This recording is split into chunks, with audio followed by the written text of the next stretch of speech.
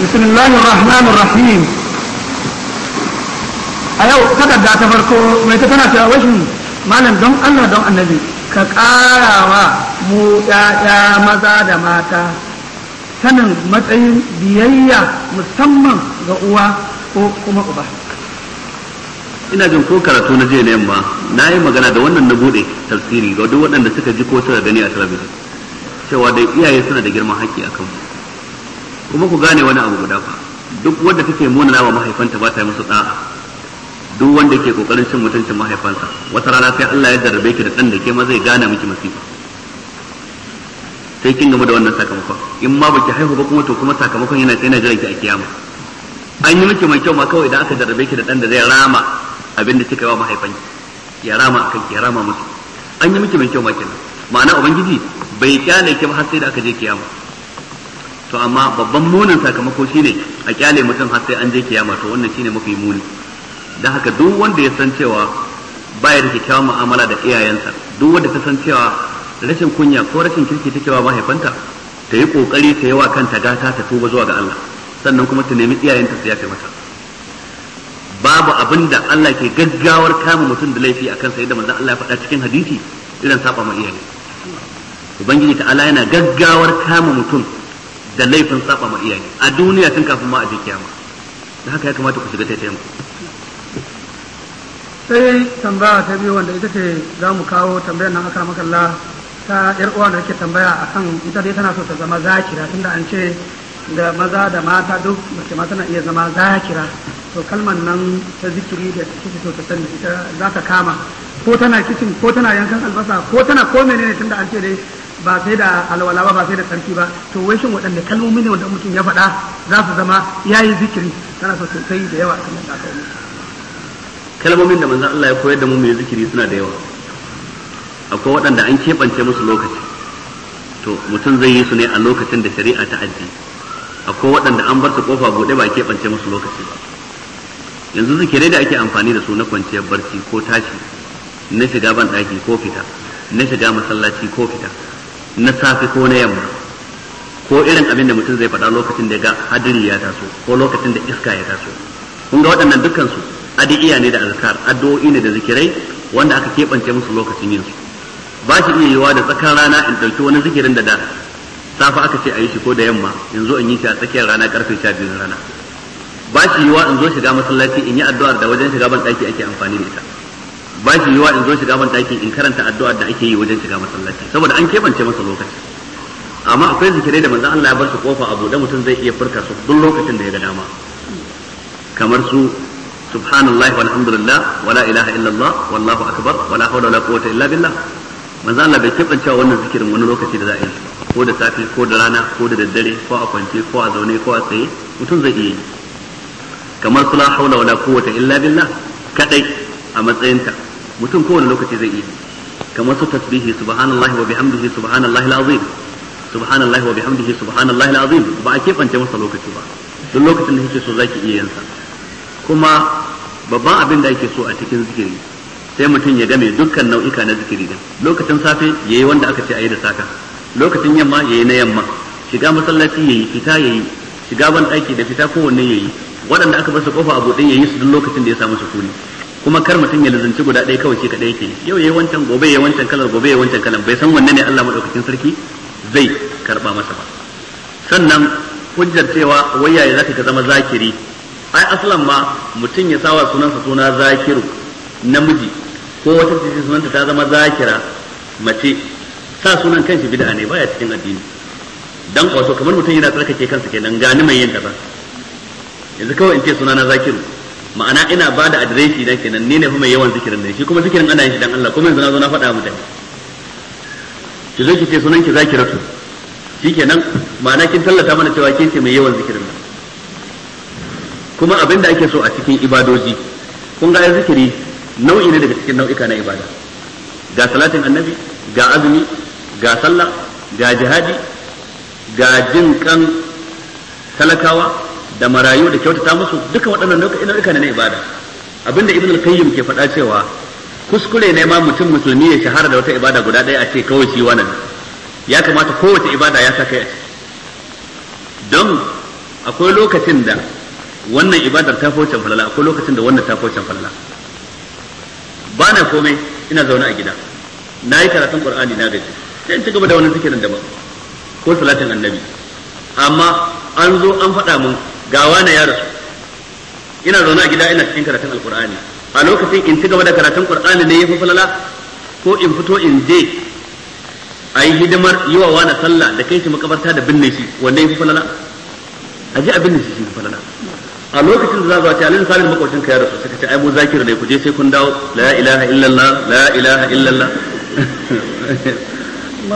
Ya ba malam zakiru ya zaka wannan wani zikiri ne kuma wannan. Ai sai ka mamaye dukkan sunnar annabi sallallahu alaihi wasallam. A lokacin sai ka tattara zikiri ka ajiye, ka tattara alqur'ani kuma sai ka ajiye sai an dawo.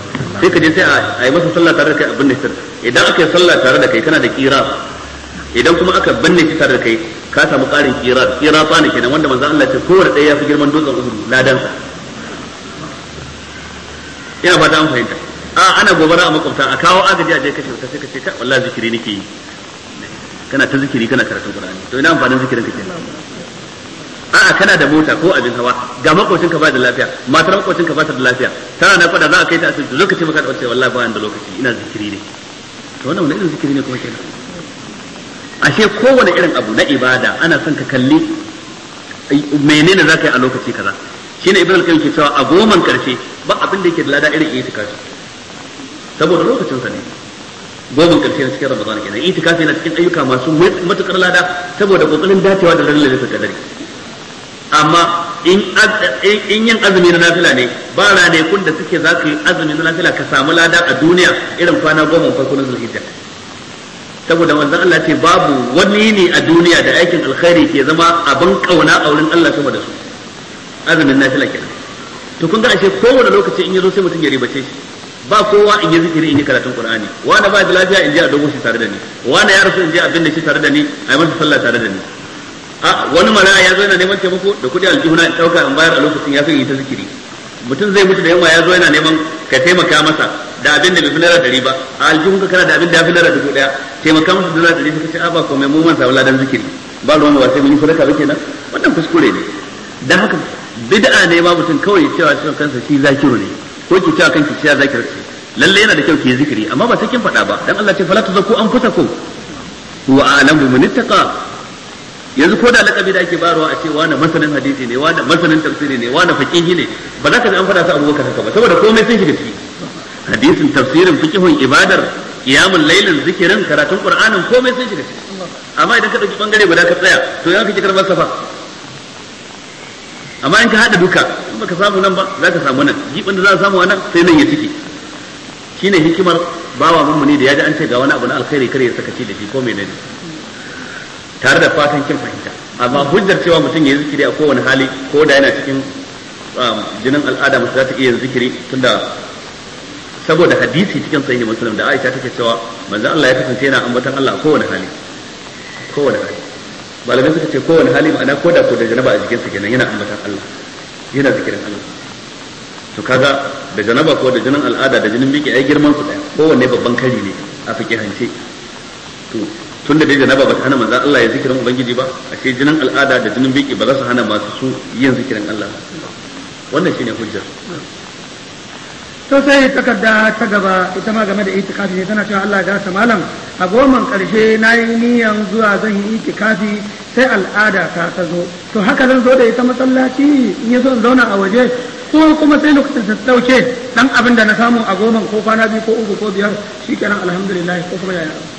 Ba shi halatta ki shiga itikafi alhalin kina jinin al'ada, ko da kina cikin ma itikafin da jinin al'ada zo miki, to itikafin ki ya rushe, sai ki tattara ki tafi gida, Allah ya baki ladan abin da kika samu. Allah dai ba zai tozarta ladan ki ba, ko awa ɗaya kika samu Allah zai baki ladan wannan awa ɗaya. La iyaka daga lokacin da al'ada ta yanke miki, kiyaye zuwa kuma ki saki shiga ki saki na kwanakin da kika samu na sauran. Sai takarda ta gaba mai ita yana cewa wajin Allah ga kamalan azumin matafiyi da wanda zai yi tafiya da azumi da kuma wanda yace an ce da ajiye a sha a wadan in yaso a biya a wadansu lokuta, da wanda yace a ji wancan yace in za ku iya tafiya da azumi din wai shine yafi alheri, wai aya ta faɗa ka, to wai shin wanne ne yafi lada? A bai fahimci ayar bane. kila in ka tambaye shi zai ce Allah ya ce wa anta sumu khairul lakum. To kuma wannan ana magana ne a farkon shar'anta azumi a farkon musulunci, ba a ce ya zama wajibi akan kowa ba. In ka ga dama kai azumi, in ka ga dama ka ki ka ciyar da miskini. Shine wa alal ladina yutiqunahu fidyatun ta'amu miskin. Wanda ma zai iya yin azumi in ya ga dama ya ajiye kawai ya ciyar da miskini daya a yini. Kaga zabi ne ko kai azumi ko ka ciyar da miskini. Sai Allah ce fa man tatawwa khairan, in a madadin ciyar da miskini ɗaya sai ka ciyar da biyu, fa huwa khairul la, wannan alkhairi ne, karin lada ne. Amma wa anta sumu, ku yi azumin fa ba ciyarwa ba, khairul lakum, sai fa alkhairi akan ku. Kaga yadda jerin ayar yake. Amma ba magana tafiya bace, dan sahabban manzon Allah sukan yi tafiya, wani yana azumi wani baya yi, mai yin azumi baya sukan mai yi, wanda yake baya yi kuma baya sukan wanda yi, kowa na yin kayansa kullum ala sunnati. Amma idan ka ɗauki azumi sai wahala ta kama ka, sunnar annabi shine ka ci abinci kawai ka karya azumi bayan sallah ka rama a tafiyar ka waye gari daga nan gurin zaka Kano sai ka ce zan yi azumi, an raba hanya sai yunwa ta dame ka, kishirwa ta dame ka, kila ana cikin zafi ko wani abu kamar haka, shikenan sai ka ci abincinka bayan sallah sai ka rama daya. Rashin cin abincin ka ce ni sai na kai duk wahala, sabawa manzon Allah ne. Don wani sahabi ya dauki azumi ana tafiya da manzon Allah sallallahu alaihi wasallam, sai yunwa ta kama shi, yunwa mai tsanani har yake faduwa yana so ga kishirwa ga yunwa. Manzon Allah ce ku ba shi abinci ya ci, laysa min albirri siyamu fi safar, baya cikin aikin da'a kace zaka yi azumi a halin tafiya bayan ko ka jiga ta kage sai ka ci abincin ka. Ashe kaga anan gurin kar wani zo ta mutane wa anta sumo ya kafa hujja da wannan gabar ta ayar, ya kamata ya san kissar abinda nan karanto da ko malamai suka rubuta cikin littafin tafsiri.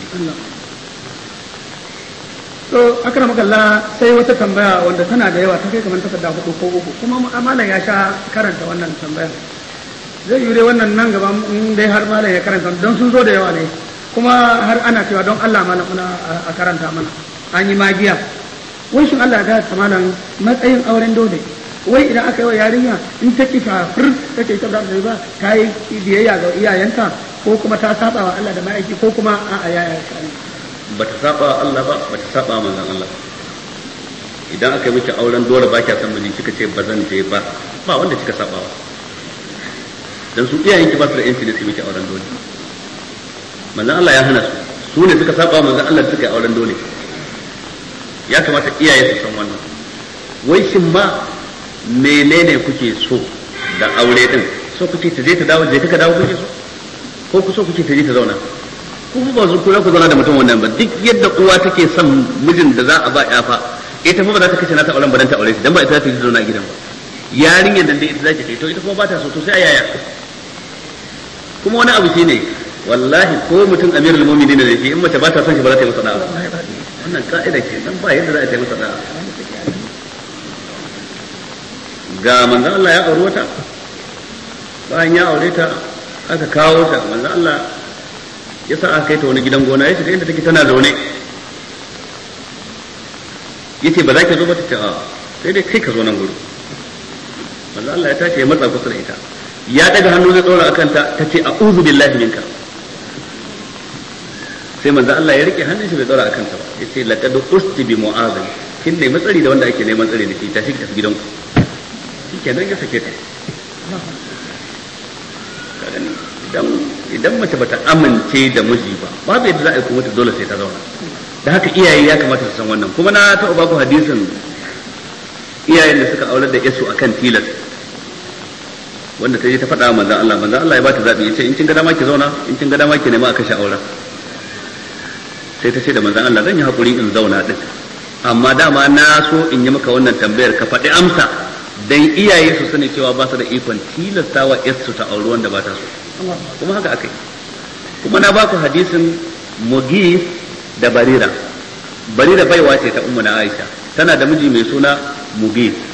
Lokacin da aka yantar da ita, kun ga ba za ta ci gaba da zama a karkashin auren sa ba kenan. Aure da yazo ya mutu. Daga baya sai Mughis yazo yana matukar son Barira, ita kuma tana matukar kin shi. In ta wuce wuri, Mughis yana kallon inda ta je. In ya ga mai tufafi irin nata yana zura ido kenan. Har manzon Allah yake cewa Abdullahi dan Abbas, baka mamakin yadda Mughis ke matukar san Barira da kuma ita yadda take tsananin kinsa. Yace wallahi na lura da haka. Manzon Allah da kansa yadda ya tausaya masa halin da yake cikin santa, sai ta je gidan Barira, kaga Barira bai wace manzo Allah na da iko ya ce ta zo gidansa, amma ta je inda take, sai sallama yace Barira abin da ya kawo ni wajenki na zo ne dan mu tattauna yiwuwar mayar da aurenki ke da Mughis. Sai ta sadda kai ta yi shiru ta ce to manzon Allah kana umarni ne ko kana bani shawara ne? Allah fa sai manzon Allah ce a shawara nake baki. Sai ta ce to bana son shi. Allah ma'ana inda umarni manzon Allah ya bata dole ta bi umarnin manzon Allah. Allah ce wa ma atakumur rasulu fakhuduhu wa ma nahakum anhu fantahu, amma tunda shawara sai ta ce ba zan aure shi. Aka hakura yadda manzon Allah ya ji to sai Mughis da sai matsa Barira sai ta aure shi. Yana da iko tunda manzon Allah haƙƙin da yake da shi akan ka a kaina ya fi haƙƙin da iyayenmu suke da shi akan mu din. Dan kar wani ya zo ce miki to ai manzon Allah ba shine baban Barira ba dan haka bai matsa mata ba. To ai manzon Allah ya fi baban Barira haƙƙi akan Barira din. Allahu akbar. Ba wani mutum a duniya face manzon Allah ya fi shi haƙƙi akan ɗansa. To amma tare da haka bai matsanta mata ba cewa sai ta aure shi dan ba ku yadda za a yi aure babu soyayya. Ya kamata iyaye su fahimci wannan. Idan ku kuka yi wa yar ku zabe kuka ce gashi wanda kuke so ta aura, to lallashin ta za ku yi da dabara, ku yi ta mata bayani, kuna ta mata campaign a cikin gida kafin ma a tambaye ta wane. A yi ta biyo waɗansu hanyoyi ana tallata mata shi da wayo da hira da menene, ana faɗin kirkinsa, halayyarsa, ɗabi'arsa, gidansu, menene, har wannan kila ja hankalinta. In ma duk wannan bai yi ba sai ku samu ɗansu ƙawayen, me zai hana ku gansar da wancan mana ko cikin dabara ta ku da hikima yadda za ta sowa ne. Dan yara waɗanda suke matasa cikin 'yan mata sai su karɓi shawarar kawa ba su karɓi shawarar iyayensu. Dan ita gani take kawata ta fi son ta sama da uwarta, ko kuma dai ba wai ta fi son ta ba, ta fi faɗa mata gaskiya, ta fi fahimtar yaranta. Tana ganin waccan lokacin su na da ne, dan haka ba ta san me nake so ba yanzu. Gani take ke lokacin ki na da ne, yayin ku ya riga ya wuce, lokacin da kuka yi 'yan matancin ku daban da lokacin da ita take yin nata. Saboda haka ba za ki fahimci me 'yan matan yau suke so ba, sai suka sani a tsakankaninsu da juna. In suna hira sun sake, inda za a je a ɗauki wannan kasar ɗin a ce da shi ko dai ku biya kaza ko in yawo da shi, sun yi da su saya ko nawa ne. Dan maganganun da suke a tsakaninsu Allah ne kadai ya sani, sai su sai ubangijinsu. To biki san menene ita take so ba, kowace idan ta haɗu ai kaza yadda maza idan sun haɗu suke bada analysis game da mace ga irin wanda yake so, haka su ma 'yan mata idan sun haɗu. Saboda haka sai kina naki ne ita tana nata, amma idan kika bi ta hanyar kawayenta wani kan mutumin kirki ne, amma mun ga wanda bata lura da wannan sosai ba. Ku shawarce ta mana, wallahi idan kawaye suka tsaya suka rinka mata hudu ba da kabli da ba'adi, ko an yi sahawu ko ba a yi sahawu ba dai za a yi kabli za a yi ba'adi din zance, to sai ga sun gamsar da ita sai ta dawo tana sai. Amma kawai abin da yake damu waɗansu iyaye, ni uba ne dole ki bi ni, abin da yake damu waɗansu uwa, ni uwa ce kuma dole ya za ka haifi ya tafi karfinka, musamman in tana da waɗansu kawaye da suke zuga ki dan yau mu a gidan lokacin da aka mana aure to ake lokacin ki daban nata daban. Fitintunan da ke wannan zamanin ba sa zamanin ki, ke lokacin da aka taɓa miki aure kila shi kanshi mijin ba baki san shi ba sai bayan an yi auren ko ana gobe za a yi auren. Kila ma irin wannan ne na da wanda ake ta daura da Muhammadu, ba a san kowa ya Muhammadin ba, kawai duk wanda ya kullo daga gabas a ce shi ne. To kin hada da nata, ke da idan an tambaye ki kina so ko ba ki so shiru zaki ba zaki iya bayani ba. Ita ko yanzu kafin ma a ce kina so ko ba ki so ta ce in ba shi ba sai rijiya, to sai ki ce ke da ita ɗaya ne. Lokacin ku ya sha bamban. In dai muna so mu zauna lafiya tsakanin mu da ƴaƴanmu, to kaunar za a nuna musu da soyayyar da a ja su a jika da kuma a lallashe su. Wanda ake so su aura in an tabbatar mutumin kirki ne, su ne ba su fahimci haka ba saboda karancin shekarunsu, saboda rashin tunaninsu, sai a sanar da su ta hanyar wayo da hikima, ta hanyar kawayensu, ta hanyar wani, ta hanyar da ta dace. Amma dan Allah kar a tilastawa yarinya ta aure wanda ba ta so. Ba a yi yadda auren zai dore ba, ko alama ba a yi yadda zai dore. Allah ya tsare mu. Amin. Karamakallah, bayan su iyaye da aka yi musu gargaɗi, ina da kyau mu ma maza masu nema din a dan mana gargaɗi ko a takaice ne. Menene amfanin da matar da iyaye ne za su tilasta su kai maka gida, wani irin zaman jin daɗi za ka yi da ita? Wannan kan babu hikima, wani irin zaman jin daɗi za ka yi? babu basira ko alama. To da ya lura cewa iyaye ne suke tusa mishi ita, ba soyayya tsakanin su, to don Allah cewa karamakallah a mishi magana ya janye don Allah zalimin dai na. Ai in dai mutum yana da hankali to ya kamata ya san cewa babban rukuni na zaman aure shine so. Matukar mace ba ta son ka, to babu yadda ka iya da ranka. Mafi kyau shine ka hakura, ka nemi ubangiji subhanahu wataala ya baka wata.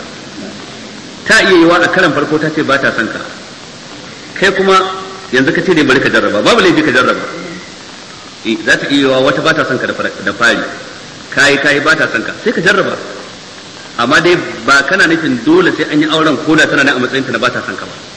Za a yi da soyayya, amma yanzu kai ne kake tunanin ya zan yi in gamsar da ita ta so ni, da iya surutu da menene da kyauta da abu, sai ka me take so, sai ka ga za ka iya wannan abin da take so dan ka karkato da zuciyarta ka farauci zuciyarta, shine abin da za ka yi.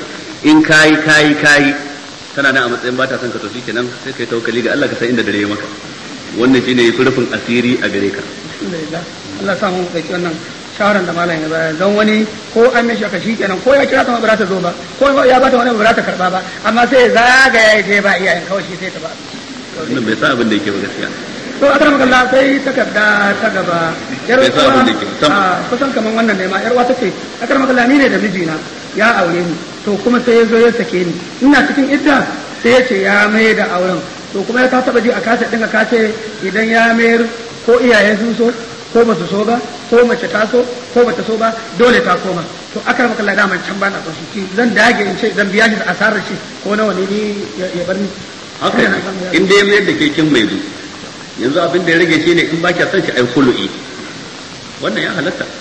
Shi yasa Allah ya shar'anta ya ambata kuma cikin suratul baqara ya kuma dan yi ishara akan sa cikin suratul nisa'i kamar yadda muka karanta jiya, wannan ya halatta. Alhamdulillah, akramakallah sai wani takarda da wasu yan uwa suka rubuto ga wani head of department nasu wanda yake mu dan abubuwa wanda ba su kamata ba da iyalin shi na gida da su abokan shi na cikin da gida suka hada suka dan rubuto haka a takaice zan dan karanta wasu abubuwa wanda ita ta ce uwar gidan za ta iya in an dan ta sai kasa din ta dinga ta mishi tana cewa gashi. To akramakallah tambaya ta farko dai tace to don Allah akramakallah ayi mishi magana game da yawan son kaset na batsa da kuma yawan son zinace da kuma yawan son zuwa gidan giya. In ne mishi magana sai ya ce ai ni ina zuwa shan farfesu ne kawai ba ruwana da fanta. To akramakallah abokan shi don Allah ayi mishi gargadi na farko. Kun ga karatu yana da amfani. Dazu-dazun da muka kawo kissar wanda ya je zauna da yan giya suna shan giya shi azumi ne ma a bakinsa, amma da aka zo bulala aka fara da shi. Kun ga musamman za a yi wannan tabbiyar, Allah akalli ya shafi wani bangare na ansar wannan tabbiyar ke. Wato abinda Allah ya faɗa kamar yadda muka ji cikin suratul nisa ya faɗi makamancin wannan magana cikin suratul an'am. Wa idza ra'aita allazina yaquduna fi ayatina fa'arid anhum hatta yaqudu fi hadithin ghairi wa imma yunsiyannaka shaytan fala taq'ud ba'da dhikra ma al-qawmi adh-dhalimin. Abinda aya take cewa idan kaga mutanen da suke kutsawa cikin ayoyin mu suna wasa da ayoyin ko hukuncen Allah da wargi da sako fa a'ridu anhum karka zauna tare da su hatta ya kudu fi hadisin ghairi har sai sun shiga wani zancen daban ba wannan ba, wani aikin daban ba wannan wanda suke yi ba.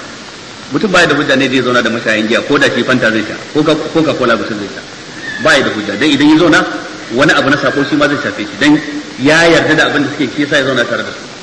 Dan kan mutum ko taba yake sha in baka shan taba ko baka san warin taba ai za ka ga ba za ka iya zama kusa da shi ba. In ka ga har ka zauna kusa da shi warin taba baya damun ka, in ka ga har ka zauna kusa da dan giya warin giya baya damun ka. Dukkan wanda warin giya kan baya damun sa to ai da dan giya duk sai suke. Kawai wancan babban bugagge ne wannan karamin bugagge, amma dukkan su bugaggo ne ba mutumin kirki a cikin su. Ya kamata mu fahimci wannan.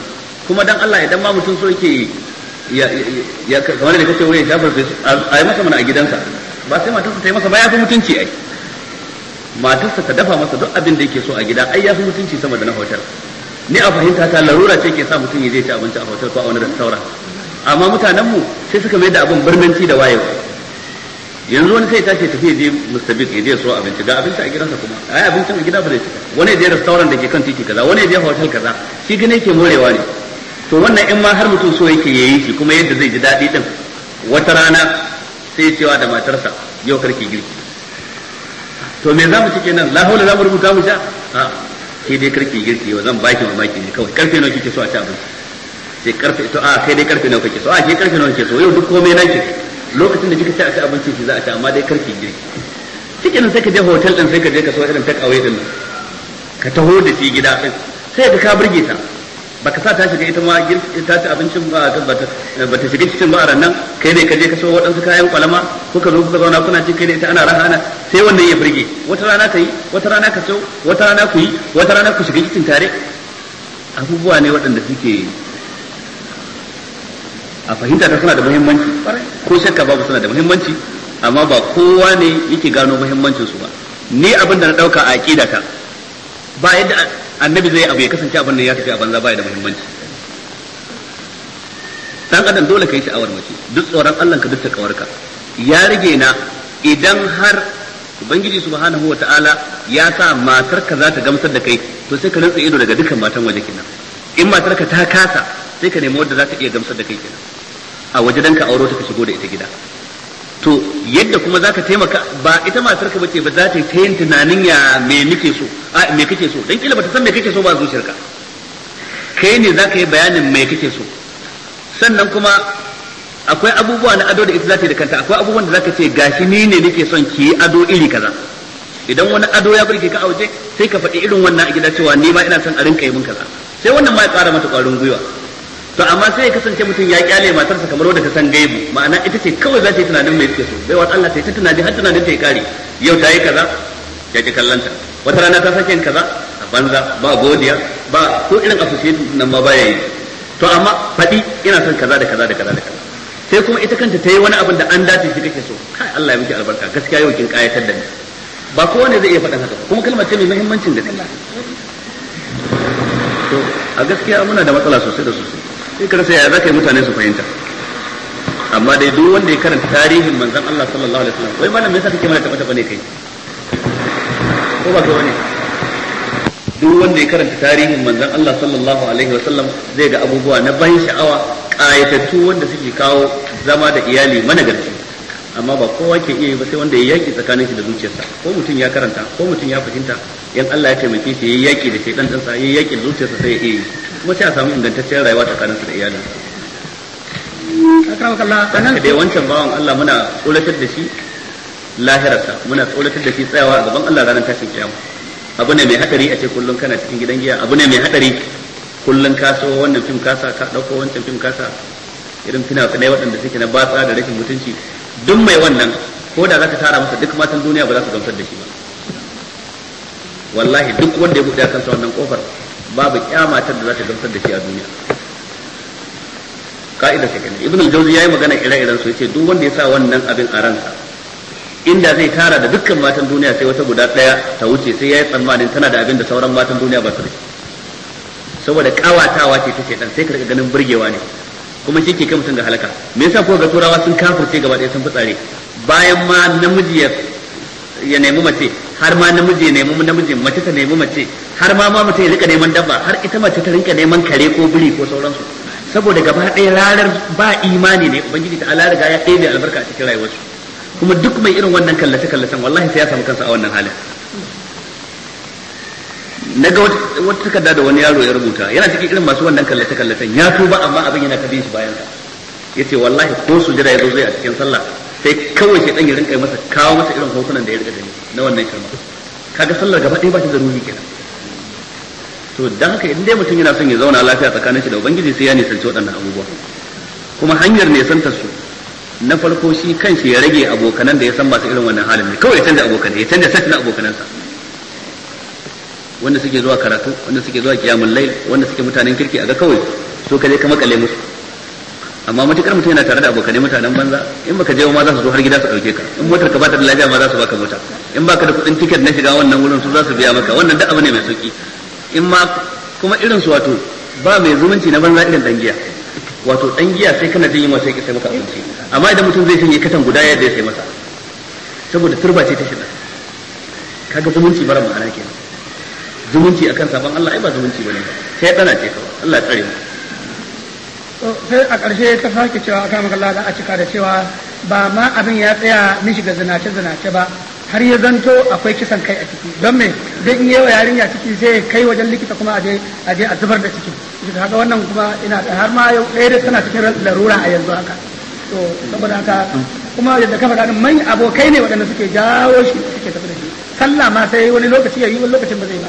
saboda abokan waɗancan ba su damu da sallah wato duk mutumin da zai dauki rayuwa a irin wannan zai ji takaici a lokuta guda biyu kafin waɗansu guda biyu. Lokaci na farko shine lokacin tsufa, domin za ka zo wannan kai kawon ba za ka iya ba, don lakar jikinka kullum karfin ka ruguwa yake a matsayinka na dan adam.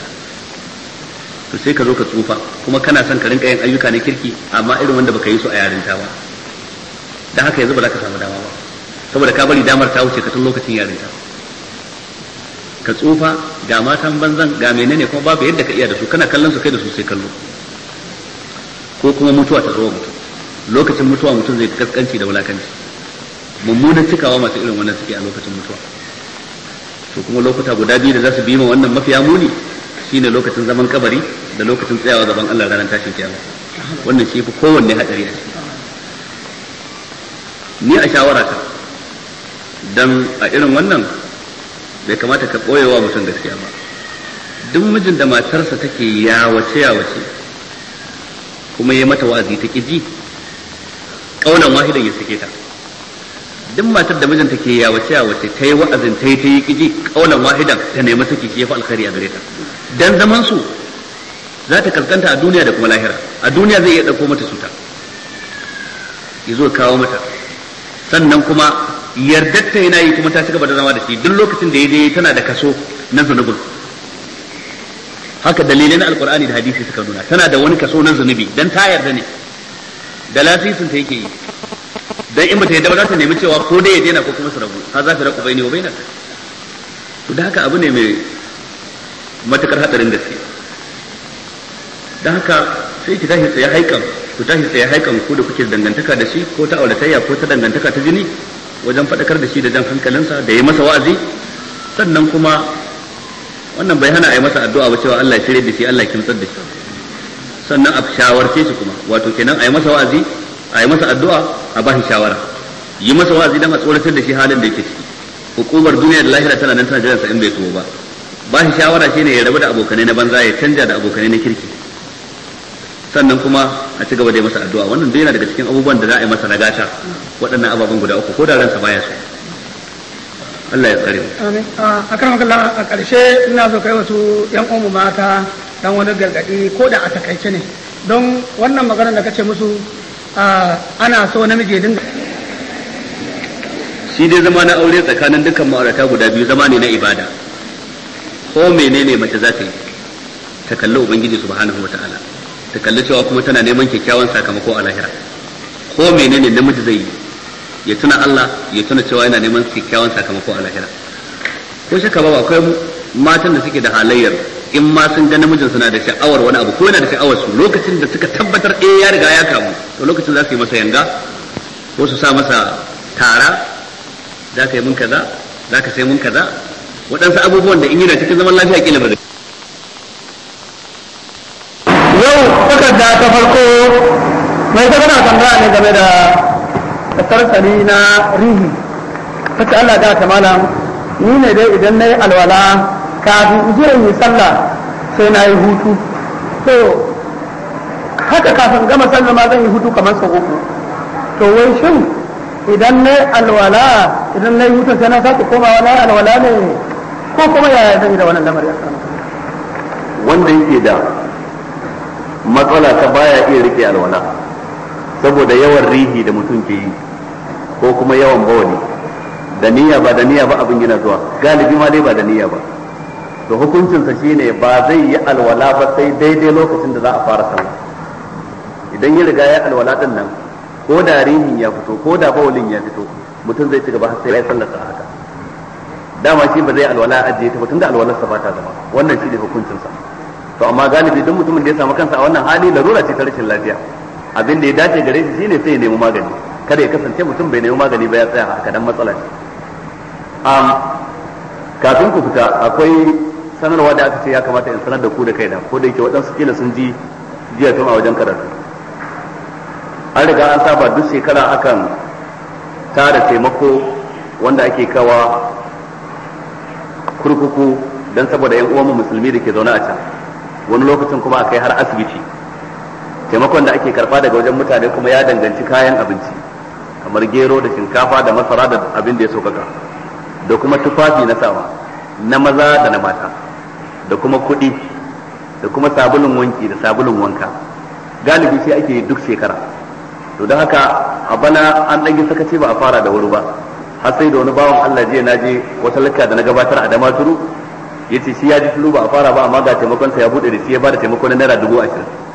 Da shi ne da na zo jiya aka sanar a masallaci, saboda haka tun daga jiya ɗin an buɗe kofa wanda duk suka saba bayar da taimako ɗin nan da Allah sai kokari su kawo yau gobe jibi gata. Idan Allah ya kama karshen mako sai mu ga yadda za a kasafta a jiya kai.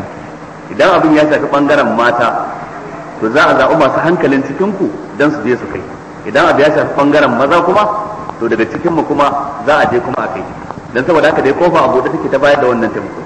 Ba za mu manta daga cikin ku waɗanda suka yi taimako a shekarun baya ba, waɗansu makarantun islamiyya suka haɗa kuɗi suka rika sayo ko buhun shinkafa ko na siga ko na menene, da wanda suka bayar ɗaiɗaiku da wanda suka bayar tare da a cikin group haka da sunan makarantarsu ta islamiyya ko da sunan family ɗinsu ko da sunan ke kaɗai ko da sunan ke da mijinki, duka dai ayyuka ne na alkhairi da bai kamata su bar mu a cikin wannan wata mai alfarma ba. Saboda haka tun daga yau kofar wannan taimako a buɗe take, ana fatan za ku taimaka kuma za ku yi kokarin ku sanar da mata yan uwanku idan kun je gidajenku, kuma ku yi kokarin kwadaitar da mazajenku su ma su yi wannan aiki na alkhairi. Kwamitin masallaci ya shirya duk wanda ya kawo taimakon a nan masallaci akwai wanda za a karba, ko tufafin ko kuɗin ko abinci, za a sami ko liman ko ladan daga cikin ladanan masallaci za a karba insha Allah ta'ala, kuma za a tantance menene, kuma idan an kai kuma za a zo a baku labari bi iznihi ta'ala. Allah ya bada ikon taimakawa. Amin ya rabbul alamin. Sai takarda ta gaba mai ta tana cewa shin Allah ya ga malam, yawanci Allah ne ya jarrabe ni da wata jarraba, wato ina yawan mafarki da wani aljani. To shin Allah ya ga malam, idan nayi mafarki da shi har na tashi naga kaman ko durus na ya fashi, shin ya halatta ce bari in yi wankan janaba ko kuma bai halatta ba? Ai ba wai ya halatta bane, wajibi ne. Ba maganan wai ki ce ya halatta, dan kin ce ya halatta ma'ana ya halatta ki, ya halatta ki. Namiji ko mace, ciki duk wanda ya mafarkin saduwa da wani, mace ta yi mafarkin saduwa da namiji, namiji ya mafarkin saduwa da mace, idan har mani ya fito daga jikinsa to ya zama wajibi ya wanka. Idan mani bai fito ba jikinsa babu wanka a kansa. Ta iya wa kuma mutum ya tashi kawai ya ga tufafinsa a bace, ya tabbatar mani ya fito daga jikinsa, amma ba zai iya tuno ma me ya faru a mafarkin ba. Haka na faruwa ga namiji ko mace, shi ma wannan wajibi ne da sai yayi wanka. Ta iya wa mutum kuma ya yi mafarkin gashi na saduwa da mace, ko mace kamar namiji na tare da ita, amma kuma da ta tashi ba abin da ya fito daga jikinta, tufafinta bai ɓaci ba abin da ya fito daga jikinta, wannan babu wanka a kanta. Wato abin da dai ake kallo fitowar wani abu a cikin barcin shine ke wajabta yin wanka din, sawa'un mutum ya tuno me ya faru a cikin mafarkin ko bai tuno me ya faru ba. Amma matukar ba abin da ya fito daga jikin mutum to babu wanka a kansa, ko da ko mutum ya tuno da kaza da kaza ya faru a cikin mafarkin. Sai tambaya ta gaba mai ta tana cewa washin Allah ga ta malam, wai shin me ke kawo kusutul kamari ne da kuma na rana, kuma in an zo me ya kamata a yi? Me ke kawo shi? Manzo Allah ya faɗa cikin hadisi, dan lokacin rayuwarsa rana ta yi kusufi, sai dace a ranar mutuwar dan manzon Allah ne Ibrahim. Sai waɗansu suka ɗauka mutuwar Ibrahim dan gidan manzon Allah shi yasa rana ta haka. Sai manzon Allah ya hau kan minbari yawa mutane hudu, yace inna shamsa wal qamara ayatan min ayatil lahi. Rana da wata ayoyi ne na ubangiji, halitta ne na shi ya halicce su, samuwar su dalili ne kan samuwar ubangiji. La tankhasifani li mauti ahadin wala li hayati, ba sa hasken su baya dishewa dan mutuwar wani ko dan haihuwar wani. Da haka maganar cewa dan Ibrahim ya mutu ko dan kaza ya faru wannan ba gaskiya bane. Haka manzo Allah ya faɗa da sahabbai, yace dan haka daga zaran kun ga rana da wata ɗaya daga cikin su hasken sa ya dishashe, abin da za ku yi shine sai ku yi maza ku shiga sallah. To ita kuma sallah da ake yi ta salatul khusuf, sawa'un khusufus shamsi ko khusuful qamari, ta sha bamban da salloli na yau da gobe. Sallah ce raka'a biyu, kowace raka'a za a yi ruku'i guda biyu ne a cikinta. Wato idan mutum ya kabarta ya yi karatun Fatiha, ya kammala ya yi dogon karatu, sai ya ruku'i, sai ya ɗago daga ruku'i, sannan ya sake maimaita karatun Fatiha ya yi dogon karatu, ya yi ruku'i na biyu, sannan ya sami Allahu liman hamida, sannan ya tafi sujada. Idan ya je ya sujada guda biyu kamar yadda aka saba, yadda ya raka'a farko din haka zai raka'a ta biyu. yadda sunnar annabi ta nuna babu bambanci tsakanin kusufin shams da kusufin qamar. Abin nufi yadda a waccan aka yi sallah raka'a biyu din nan kowace da ruku'i biyu, haka a waccan ma za a yi. Amma waɗansu malamai musamman a mazhabar malikiyya sukan nuna salatu kusufin shams ita ce ake wa ruku'i biyu, amma kusufin qamar babu. Sannan kuma sukan nuna kusufin shams ya kamata a yi ta a jam'i, amma kusufin qamar kuma ba sai an yi ta a jam'i ba. Amma zance mafi inganci duk ɗaya ne, da kusufin shams da kusufin qamar. Kuma ana yin dogon karatu kamar yadda na faɗa, dan lokacin da manzon Allah ya yi musu karatu da suratul baqara wajen izu 5 kenan. Haka liman ya kamata ya yi a cikin wannan raka'a biyun ya karanta abin da ya kusa kai izu 5. Kafin manzon Allah ya kammala sallama rana ta riga ta bude ku. To kuma haka sunna ta nuna in dai liman zai ja mutane yayi sallar yadda manzon Allah ya yi, to insha Allah kafin a kammala sallar garin ya waye gaba ɗaya rana ta kawo. Da haka ake son a yi dogon karatu din. A cikin dogon karatun akwai mika wuya ga ubangiji da kaskantar da kai gare shi. Sannan babu laifi a faɗakar da mutane, a yi musu a tsoratar da su azabar ubangiji, a faɗaitar da su aljanna, dan mutane su gane fa yadda duhun nan ya zo haka kiyama za ta iya zuwa faja'atan ba tare da an babu notice ba tare da an sanar da mu ba. Ashe ya kamata mutane suna cikin taitayin su. Wannan shine abin nan kusufu shams ko kusufu kamar. A karamakalla yana yiwa mutum ya yi shi kadai a gidan shi, kowa ya yi shi kadai. Sunna shine mutum ya yi tare da jami'a. Asali ma a fita bayan gari. Sai dai in kusufin kamar ne ba sai an fita bayan gari ba, za a iya yi a cikin gari. Amma abin da ya dace da sunna shine mutum ya yi ta a cikin jami'i ba shi kadai ba. Shine hadisi ya nuna. Akramakallah, idan mu koda ta kama mutum zai shi kadai din kuma bai haddace Qur'ani ba, ya halatta yi ta maimaita wata sura guda ɗaya don tso. Ya halatta dan yi dogon karatu. Inda ana son dogon karatu ne. Jama'a malam Allah ya saka masa da alheri. Allah ya saka masa da alheri. Sai tambaya ta gaba mai ta tana cewa wai shin Allah ya ga malam menene hukuncin uban da aka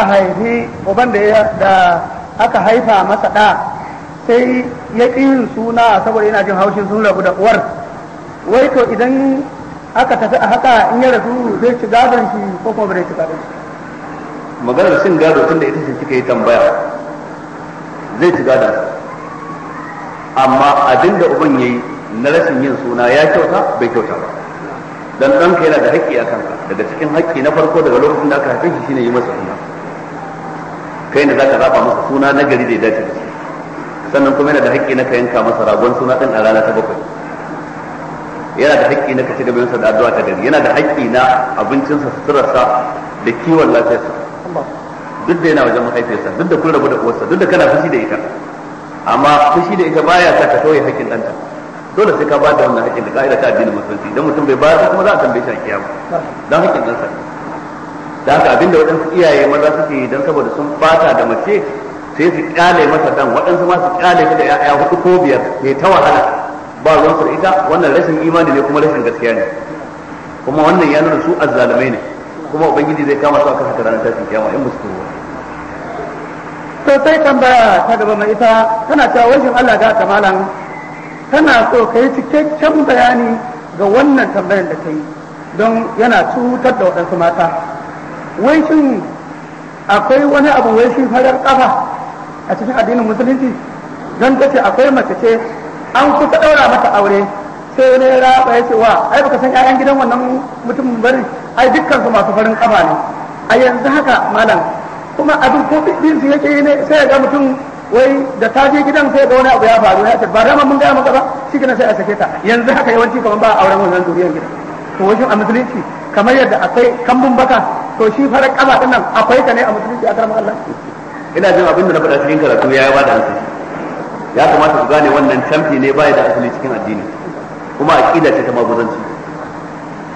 Bai dace ba canfa mace ko canfa gida ko canfa dabba ko canfa wani abin da mutum ya ji ko ya gani, sauti ko launi, cewa shi zai jawo amfani ko ya jawo cuta. Wannan duk bai dace ba. Saboda haka wannan kuskure ne. Allah cikin hikimar sana iya sa abu ya zama sababin kaza, amma ba wai dan wannan abin shi ke jawo abu kaza. Da haka duk wanda ya tashi yin aure a irin wannan gida kai tsaye ya dogara ga Allah ya yi auren sa, kuma ya roki Allah ya sa masa albarka a ciki, ko dan mutum ya karya wannan aqidar ta mutane. Akramakallah, idan mutum ko ƴar uwa ta kuma hada dangantaka da ita, idan wani ya fita ya faɗa balo ya halatta kai shi tsara? Ya halatta kai shi tsara. Shi kuma alƙali ya halatta ya ladabtar da shi. ya karantar da shi sunnar annabi cewa abinda kake faɗa din nan ƙarya ne canfi ne in kuma ka ci gaba da faɗa za mu ladabtar da kai alƙali ya masa hukuma ya halatta don wannan shi zai sa su kubuta daga bakin mutane ba sa sai mutane su sa a kaula cewa aure a gidansu kuma bayan ba su da wani laifi na za ki yin aure a gidansu. Karmakalla sai tambaya ta gaba irwa tana bada shawara ne ta ce shin Allah ya ta malam shin bai kamata malamai ki wani abu akan shi mutumin nan da ake ce mishi Ibro ba yace yayi Ibro a Makka yayi Ibro a Madina yayi Ibro a Benin kuma an ce wai ma yayi Ibro malam Jafar to wai shin abubuwan da yake kuma suna kaman wulakanta addini to akramakallah wai bai ya kamata a yi shiru haka ana kallon shi ina cin mutuncin addini ai ya kamata a yi wani abu ita wannan dai a gurgurdan fahimtar da ko kuma ya aikin da yake kan malamai shine faɗakarwa domin waɗanda suke karawa Ibro kwarin gwiwa su ne masu sayan kasar ɗinsa domin lokacin da kika sai kasar ɗinsa ko kika je kantin da ke bada hayar kasar ɗin kika biya kuɗi ke karɓo hayarsa shi Ibro ɗin na samun kuɗin shiga ma'ana kina ba shi kwarin gwiwa kenan abinda malamai za su yi faɗakarwa cewa wannan izgili ne suke yi da addini ko mai izgili da addini yakan kai shi matsayin kafirci dan a lokacin manzon Allah waɗanda sun yi izgili ubangiji ta'ala ce da aka tambaye su me yasa kuka izgili suka ce a inna ma kunna naqudu wa nal'ab wallahi da wasa muke ba da gaske muke ba lokacin da muka ce kaza Allah ce abillahi wa ayatihi wa rasulihi kuntum tastahzi'un yanzu da Allah da ayoyinsa da manzon Allah kuke wa izgili la ta'tazuru kada ka fartun ba da imanin kada ku yi ma ba da wani hanzari ba za a karɓa hanzarin ku ba kun riga kun kafarta bayan imanin ku Allah ce inna afu an ta'ifatin minkum in mun wa waɗansu daga cikin ku rangwame da su bisa ga rashin sani ne nu'adhib ta'ifatan akwai waɗanda sai mun yi musu azaba bi annahum kanu mujrimin dan sun kasance mujrimai ko kafirai da haka izgili da addini ne wannan ai ba shi kadai bane ba kila cikin mabarnatan wanda da ake faɗa da shi da sura nan da yawa suke yin abubuwa na addini ko su rika dan ayoyi na alqur'ani ko su rika kwatanta wani abu na addini suna yin wasa da shi ana dariya wannan kafirci ne ko shaka babu kafirci ne ya kamata mutum ya tsarkake bakinsa da wannan kuma ku tsarkake gidajenku daga irin wannan kasar din dai idan mutum